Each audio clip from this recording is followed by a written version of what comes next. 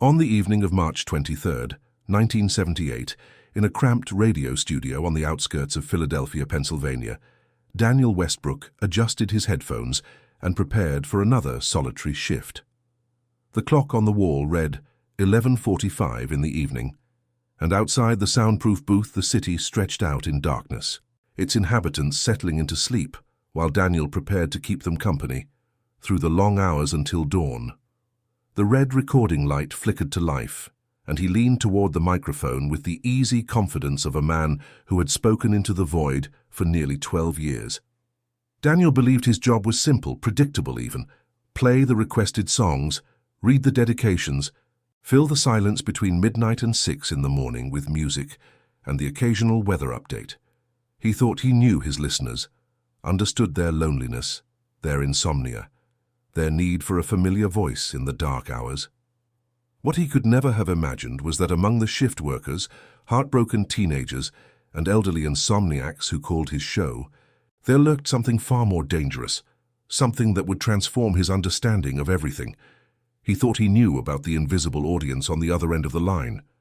This is the story of how one late-night radio host stumbled upon a web of Cold War espionage, how a simple song request would expose a Soviet intelligence operation, and how the most mundane moments of American life could conceal the most extraordinary secrets. It is a tale of codes hidden in plain sight, of messages broadcast to millions yet understood by only one, and of how even in the age of advanced technology and sophisticated surveillance, the oldest methods of spycraft remain terrifyingly effective. But before we dive into this story, make sure to leave a like and subscribe to the channel so we can bring you the most gripping Cold War and espionage stories every day. And tell me in the comments where you're watching from. It really helps support us. Daniel Westbrook had not planned to become a late-night radio host. He had studied journalism at Temple University with dreams of becoming a newspaper reporter, of uncovering corruption and holding power to account. But graduation in 1966 had coincided with the escalation of the Vietnam War, and Daniel had found himself drafted, spending 2 years as a communications specialist in the Army Signal Corps. He had not seen combat, but he had seen enough of military life to know that he wanted nothing more than to return to civilian existence, to find a quiet corner of the world where he could pursue his modest ambitions in peace. The radio job had fallen into his lap, almost by accident. A friend from college worked at WPHL, a small independent station that served the greater Philadelphia area, and mentioned they needed someone for the graveyard shift. The pay was terrible, the hours were punishing, and the job had virtually no prestige, but it offered something Daniel had come to value above all else after his time in the military: solitude and routine. He would be alone in the studio, playing records, taking the occasional call, and otherwise left to his own devices. It seemed perfect.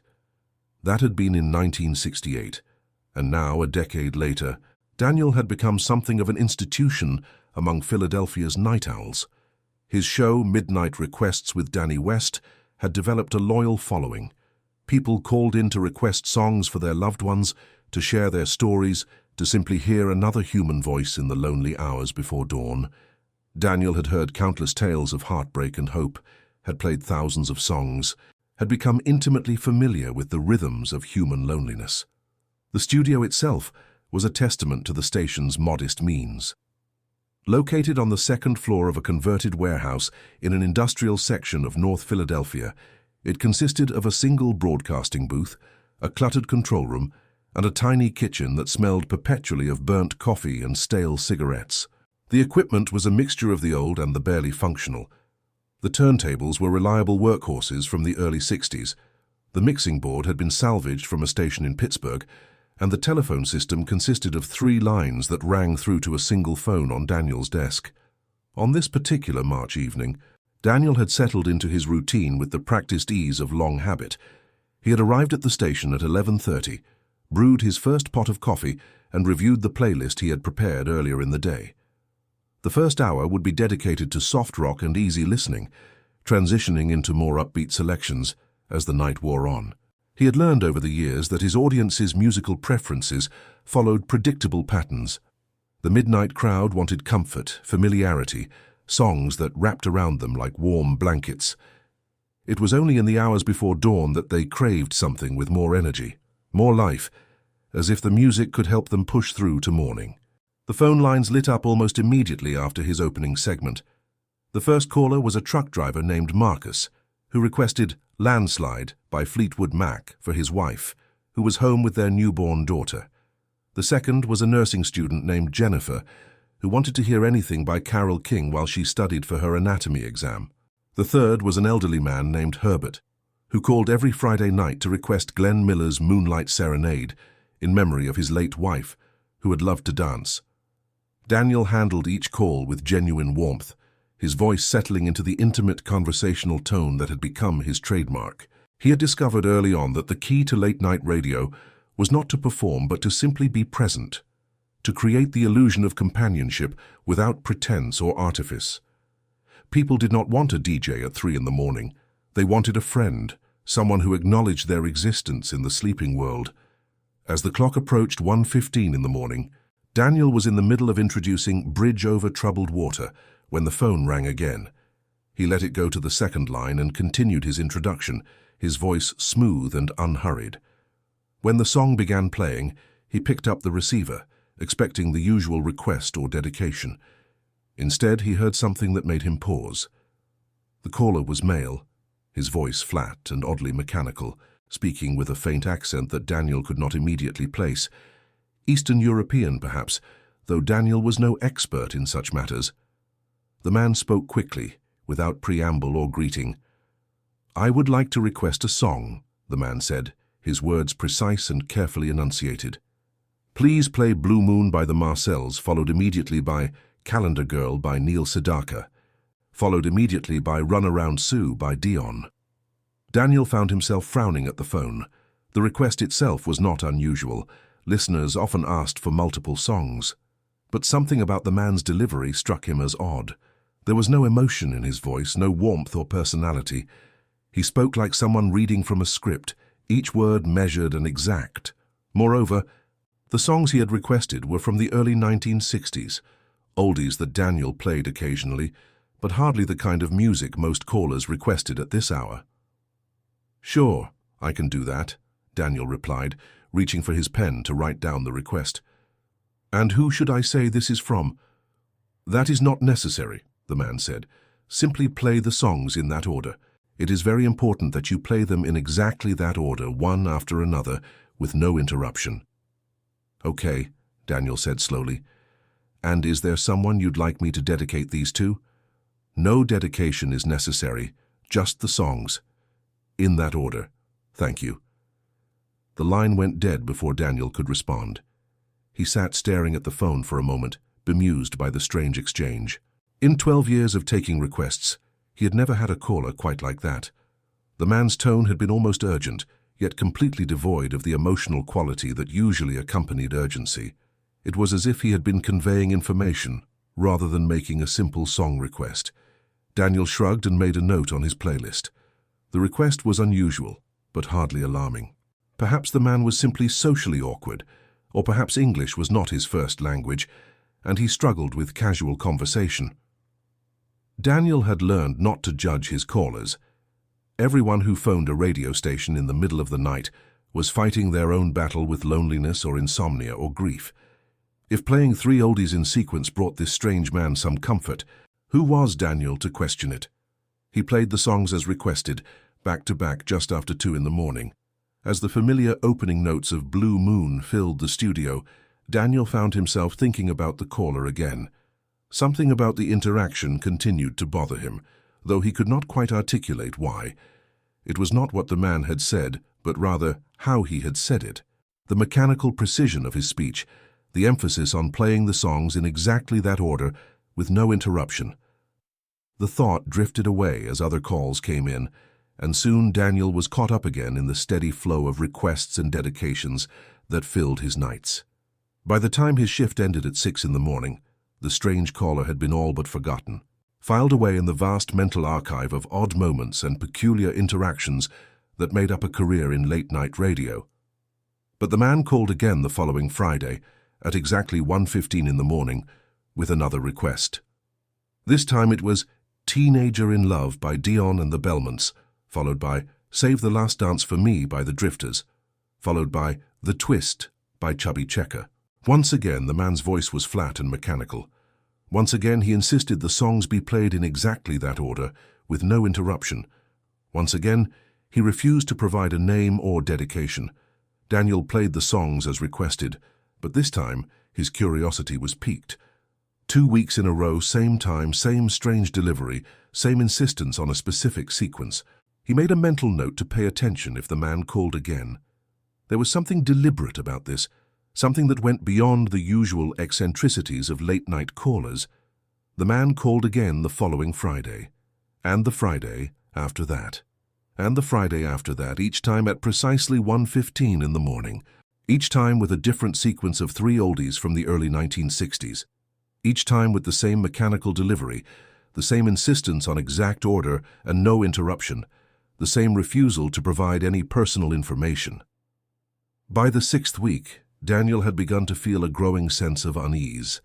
The calls had taken on a ritualistic quality that seemed less about enjoying music and more about something else entirely. He started keeping a detailed log of the requests, writing down not just the song titles, but the exact time of each call and any distinguishing features of the man's speech. He noticed that the accent, which he had initially thought might be Russian or Polish, seemed deliberately neutral, as if the caller was consciously trying to minimize any identifying characteristics in his voice. It was during the 7th week, as Daniel sat in the studio going over his notes, that a thought began to form in his mind. He had been in the Army Signal Corps. He had been trained in communications, in the ways that messages could be encoded and transmitted. And while he had never worked in intelligence, he had been exposed to enough briefings about operational security to know that covert communication was a constant concern during the Cold War years. Could these song requests be some form of code? The thought seemed absurd at first, the kind of paranoid fantasy that belonged in a spy novel rather than in a small radio station in Philadelphia. But the more Daniel considered it, the more the pieces seemed to fit. The precise timing, the insistence on exact sequence, the deliberately neutral voice, the choice of obscure oldies that would be unlikely to draw attention, the emphasis on no interruption, ensuring that the message, if it was a message, would be received intact. Daniel felt his heart rate quicken. If this was indeed some form of coded communication, then his radio show was being used as a dead drop, a way for someone to send messages to someone else without any direct contact. The beauty of such a system was obvious. Anyone could listen to a radio broadcast without arousing suspicion. There was no need for clandestine meetings, no need for written messages that could be intercepted. Just a man calling a radio station and requesting songs, and somewhere out there, someone listening and decoding those requests into something meaningful. But who was sending messages, and to whom? And what should Daniel do about it? He sat in the quiet studio, the turntable spinning a record to an audience he could not see, and wrestled with the implications of what he suspected. If he was right, and this was some form of espionage, then he had a responsibility to report it. But if he was wrong, if this was simply an eccentric listener with a peculiar taste in music, he would look like a fool, wasting the time of law enforcement with Cold War paranoia. He decided to continue documenting the calls and to do some research of his own. The next day, during his waking hours, Daniel went to the main branch of the Philadelphia Public Library and asked the reference librarian for materials on codes and cryptography. What he found both fascinated and disturbed him. There were countless ways to encode messages, from simple letter substitutions to complex mathematical algorithms. But what caught his attention was information about something called number stations, mysterious radio broadcasts that had been documented since the Cold War began. These were shortwave radio stations that broadcast sequences of numbers, tones, or occasionally music believed to be coded messages to spies in the field. The broadcasts were one-way communications, impossible to trace back to the recipient. A spy needed only a small radio receiver and a codebook to decrypt the messages. The system was elegant in its simplicity and virtually unbreakable if proper procedures were followed. Could the song requests be a variation on this theme? Instead of broadcasting numbers over shortwave radio, The sender was using a commercial AM radio station, hiding his messages in plain sight among the ordinary requests and dedications. Anyone listening to Midnight Requests with Danny West would hear nothing unusual, just an odd request for some oldies. But for someone who knew the code, who understood what the song titles or their sequence meant, the broadcast would contain vital information. Daniel spent hours in the library, trying to work out how such a code might function. The song titles themselves could be significant, or perhaps it was the artists, or the years the songs were released, or some combination of all three. The possibilities were endless, and without knowing the key to the code, Daniel had no hope of decrypting the messages himself. What he needed was help, but from whom? The idea of going to the police seemed naive. What would he tell them? That a man was calling his radio show and requesting songs in a peculiar manner. They would laugh him out of the station. But there was another option, one that made Daniel's stomach clench with anxiety, even as he recognized it was probably necessary. He could contact the Federal Bureau of Investigation. The FBI maintained an office in Philadelphia, and Daniel knew they had a division dedicated to counterintelligence. If anyone would take his suspicions seriously, it would be them. But contacting the FBI felt like crossing a threshold from which there was no return. It meant involving himself in matters far beyond his experience or expertise. It meant potentially putting himself in danger if his suspicions were correct. Daniel wrestled with the decision for another week, during which the mysterious caller phoned in his Friday night request with the same mechanical precision. This time, it was Rebel Rouser by Duane Eddy, followed by Wipeout by the Safaris, followed by Louie Louie by the Kingsmen.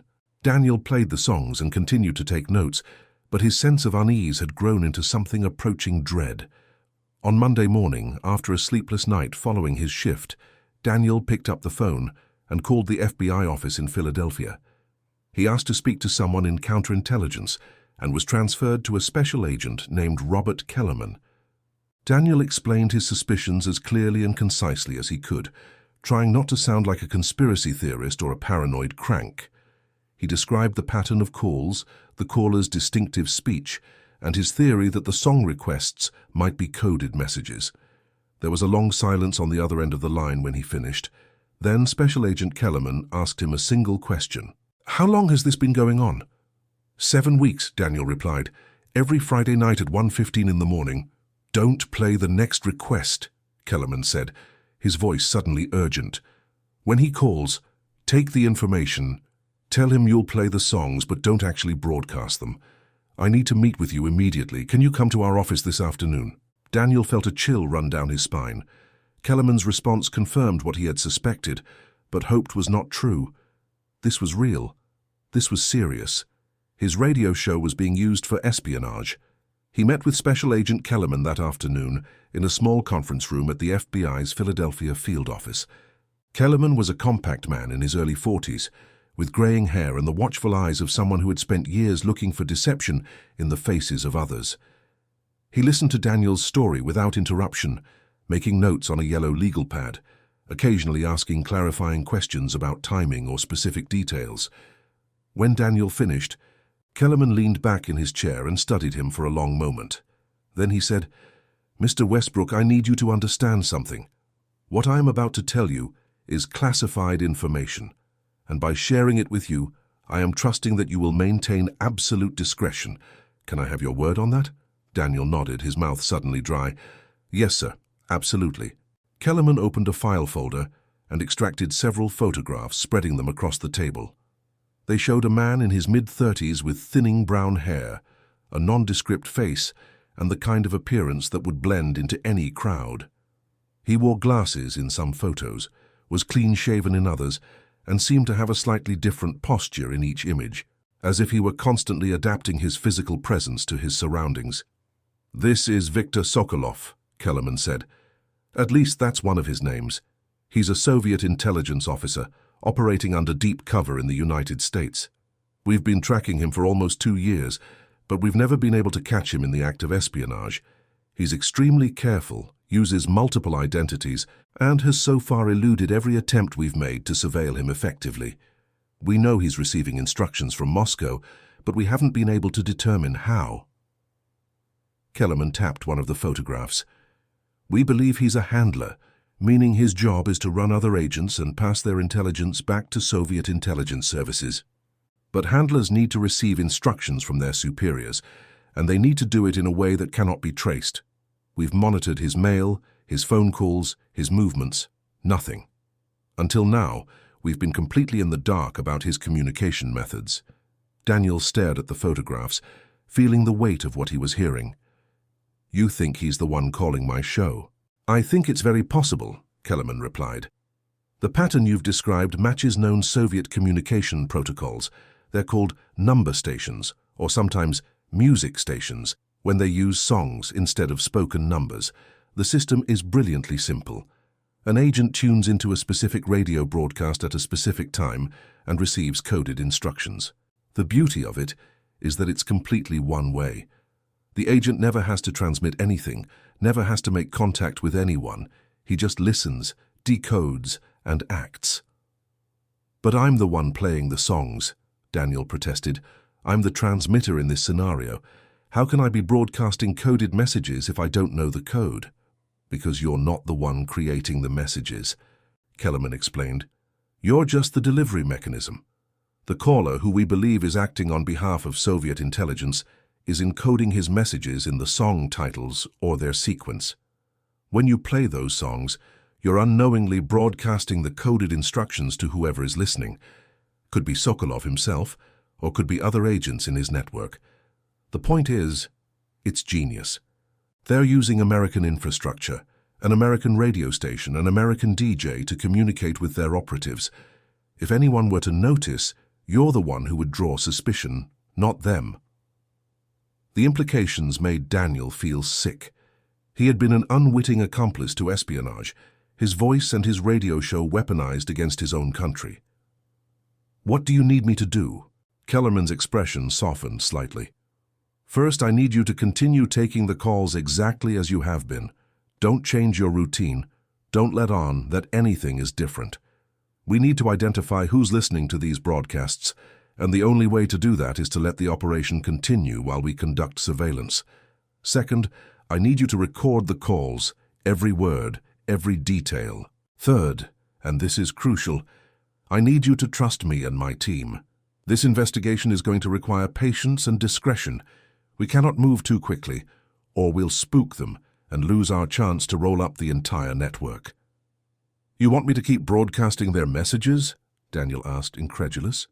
"For now, yes," Kellerman confirmed, "but we'll be monitoring who's listening. We'll be watching Sokolov and anyone he associates with, and when the time is right, we'll move in. But I need your help, Mr. Westbrook. You're the only link we have to this communication channel." Daniel agreed, though every instinct told him this was dangerous, that he was wading into waters far deeper than he had ever imagined.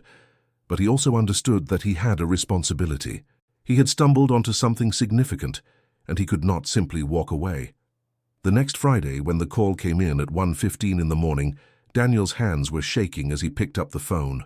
The voice was the same, flat and mechanical, requesting "Return to Sender" by Elvis Presley, followed by "Breaking Up Is Hard to Do" by Neil Sedaka, followed by "Big Girls Don't Cry" by the Four Seasons. Daniel took down the request, his voice steady despite his racing heart, and told the caller he would play the songs. After he hung up, he sat in the quiet studio and looked at the recording equipment the FBI had installed earlier that day. A pair of agents had arrived in an unmarked van, posing as technicians from the station's parent company, and had wired the phone line to capture every incoming call. They had also installed a small camera that would photograph anyone who approached the station's exterior during his broadcasts, just in case the caller or the recipient decided to physically surveil the operation. Daniel played the requested songs, his voice on the air betraying none of the turmoil he felt inside. Somewhere out there in the Philadelphia night, someone was listening to those songs and decoding them into instructions that would lead to actions Daniel could only imagine. Acts of espionage, of intelligence gathering, of betrayal against the country he had served in uniform and continued to serve now in the most unexpected way imaginable. Over the following weeks, the operation expanded. Special Agent Kellerman briefed Daniel on the progress of their investigation. The FBI had identified 3 possible listeners, all of whom had Soviet connections. One was an employee at a defense contractor.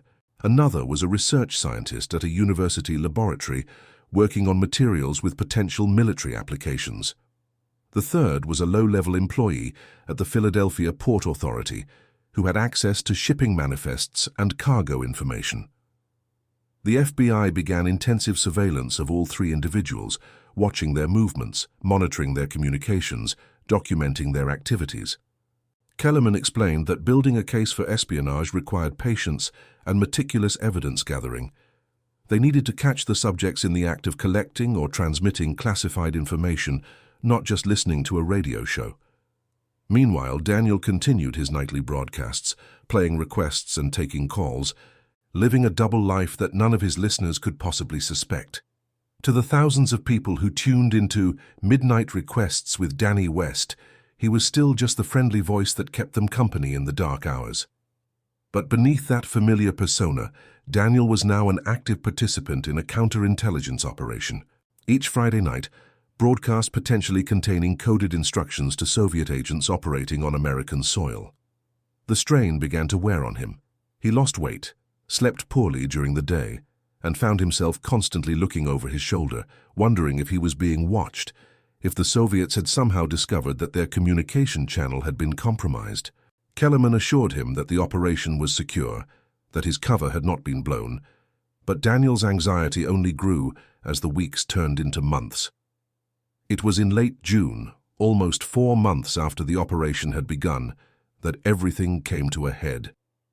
The mysterious caller made his usual Friday night request, this time for Pipeline by the Shantays, followed by The Loco Motion by Little Eva, followed by Sherry by the Four Seasons. Daniel played the songs and thought nothing unusual about the sequence until Kellerman called him early the next morning, his voice tight with suppressed excitement. "We've got him," Kellerman said without preamble. "The research scientist, Dr. Anatoly Petrov. He made contact with a known Soviet intelligence officer last night, 3 hours after your broadcast. They were photographed exchanging a package in a parking garage. We've obtained a warrant and we're executing it this morning. I wanted you to know that your assistance has been invaluable. You may have helped us break open one of the most significant Soviet intelligence operations currently active on the East Coast." Daniel felt a surge of relief so powerful it made his knees weak. It was over, or at least his part in it was over. He asked what would happen next, and Kellerman explained that Petrov would be arrested and offered a choice: cooperation or prosecution. Most often, captured spies chose cooperation, agreeing to become double agents and feed false information back to their handlers. It was a way to turn an intelligence disaster into an intelligence asset.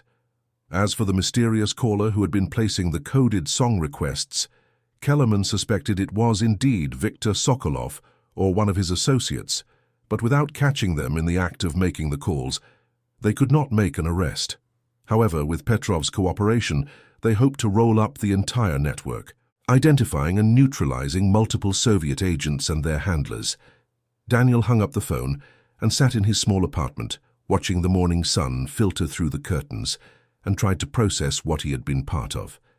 He thought about all those Friday nights, playing songs he believed were innocent requests, never imagining that each broadcast was carrying encrypted instructions to an enemy spy. He thought about the strange convergence of his ordinary life and the extraordinary world of espionage, how his small radio show had become a battleground in the Cold War.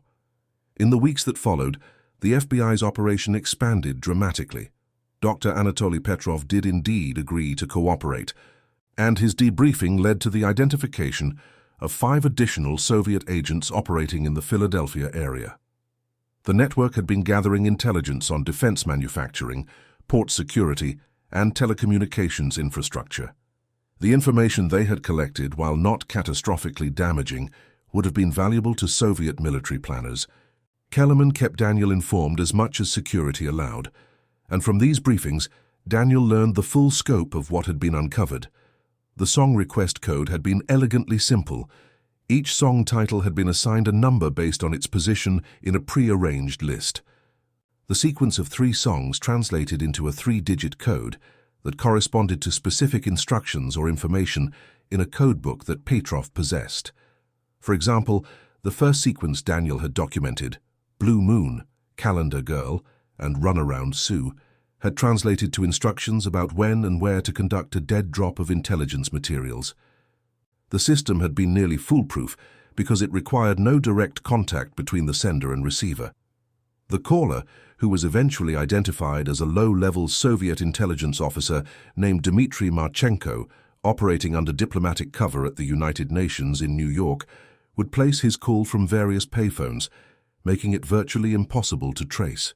The message would be broadcast over public airwaves, and Petrov would decode it in the privacy of his home. Unless someone recognized the pattern and understood what they were seeing, the communication channel was invisible. The operation culminated in a series of arrests in late August. Petrov and 4 other agents were taken into custody, along with Marchenko, who was caught attempting to flee to the Soviet consulate in New York City. Viktor Sokolov, the suspected handler, managed to evade capture and was believed to have fled the country, though Kellerman assured Daniel that the FBI would continue to hunt for him. The case never became public. The arrests were not announced in the press, and the trials, when they eventually occurred, were conducted under seal to protect intelligence sources and methods. For Daniel, this meant that his role in the operation would never be acknowledged, never be known outside the small circle of FBI agents and government officials who had been read into the case. He would receive no recognition, no commendation, no public thanks for the months of stress and danger he had endured. But he did receive something else, something that Special Agent Kellerman delivered personally one evening in September. They met at a quiet diner in South Philadelphia, far from the radio station and the FBI office, just 2 men having coffee and pie. Kellerman slid an envelope across the table. "This is from the director," Kellerman said, "a personal letter of thanks. It will never be part of any official record, but I wanted you to have it. What you did took courage, Mr. Westbrook. You had every right to ignore your suspicions, to tell yourself you were imagining things. But you trusted your instincts, and you were willing to step forward when it would have been easier to step back. That's rare. That's valuable. And on behalf of the Bureau and, honestly, on behalf of the country, thank you." Daniel opened the envelope and read the brief letter inside. It was formal, almost impersonal in its language, but he understood the significance of it. He folded it carefully and tucked it into his jacket pocket. "Will I be safe?" he asked. "I mean, once these people go to trial, won't the Soviets figure out how they were caught? We've been careful to construct a cover story that protects you," Kellerman assured him. "The official version is that Petrov was identified through routine security monitoring at his workplace. The fact that we used radio intercepts will never be mentioned. As far as anyone will know, you played no part in this. You can go back to your normal life." But Daniel knew that normal was a relative term. He would never be able to listen to Blue Moon or Calendar Girl without remembering what those songs had meant, what they had carried. Every Friday night at 1:15 in the morning, he would remember the mechanical voice on the phone and wonder if somewhere out there, someone else was using similar methods to send similar messages. He returned to his late-night broadcasts, playing requests and taking calls, talking with truck drivers and nursing students and lonely elderly men who missed their wives. On the surface, nothing had changed, but Daniel carried with him the knowledge that the world was far more complex and dangerous than most of his listeners could imagine, that even the most mundane aspects of American life could be co-opted and weaponized, that the Cold War was being fought not just in Berlin and Moscow and Washington, but in small radio studios and quiet suburban homes across the country. One Friday night, several months after the arrests, Daniel sat in his studio and looked at the phone, half expecting it to ring at 1:15 with another coded request. It did ring, but the caller was a college student named Amy, who wanted to hear Fire and Rain by James Taylor for her roommate who was homesick. Daniel played the song and chatted with Amy about how sometimes music could ease the ache of being far from home. After he hung up, he sat in the quiet studio and thought about the strange journey he had been on, how a simple act of paying attention had led to consequences he never could have anticipated. He thought about the men and women who worked in intelligence, who spent their lives in the shadows, fighting battles that would never be acknowledged, protecting people who would never know their names. He thought about how easy it would have been to dismiss his suspicions, to tell himself he was being paranoid, to just play the songs and forget about the strange caller. But he had not done that. He had trusted his instincts, had been willing to look foolish if it meant doing the right thing. And in the end he had made a difference. Not a dramatic, headline-grabbing difference, but a real one nonetheless. 5 Soviet agents had been neutralized, an intelligence network had been rolled up, and sources and methods that could have threatened American security had been eliminated. As the months turned into years, Daniel continued his late-night broadcasts, becoming an even more beloved institution among Philadelphia's insomniacs and night shift workers. He never spoke publicly about what had happened, never hinted to his listeners that his show had once been a Cold War battlefield. But sometimes, when he played an oldie from the early 1960s, he would remember, and he would smile a small, private smile. The radio industry changed around him.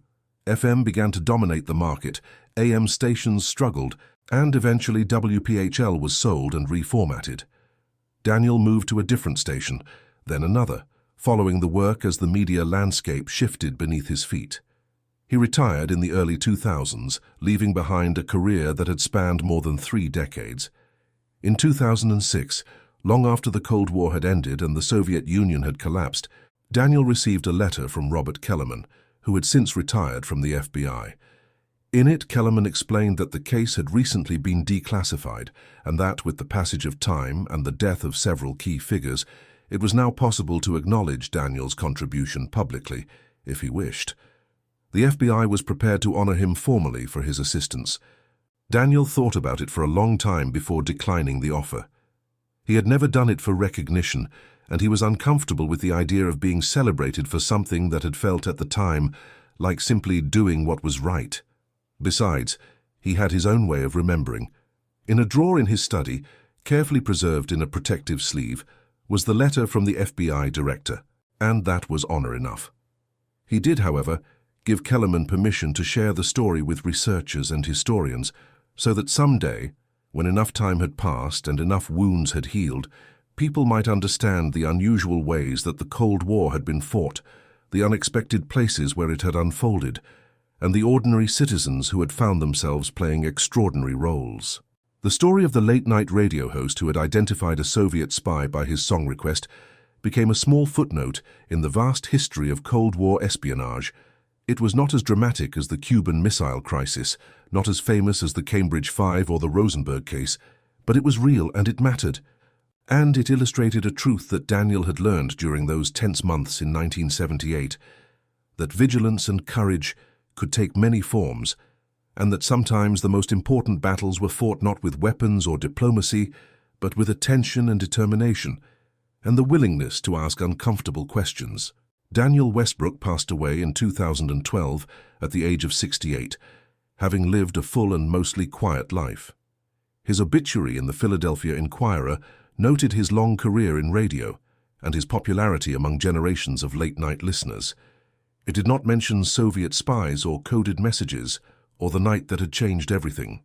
But those who had worked with him on that operation, those who knew what he had done, remembered.